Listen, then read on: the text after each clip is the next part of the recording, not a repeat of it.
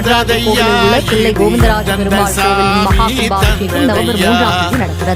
கும்பாபிஷேகத்தை முன்னிட்டு தில்லை கோவிந்தராஜ பெருமாள் ராஜகோபுரம், கோவிந்தராஜ பெருமாள் கோவில் விமானம், குண்டலிகவள்ளி தாயார் சன்னதி விமானம், வேணுகோபாலர் சன்னதி விமானம், நரசிம்மர் சன்னதி விமானம், கருடர் சன்னதி விமானம் ஆகியவற்றில் பூஜிக்கப்பட்ட 21 கலசங்கள் தற்போது பொருத்தப்பட்டது. 21 குண்டங்களுக்கான யாகசாலை பணிகளும் தொடங்கியது.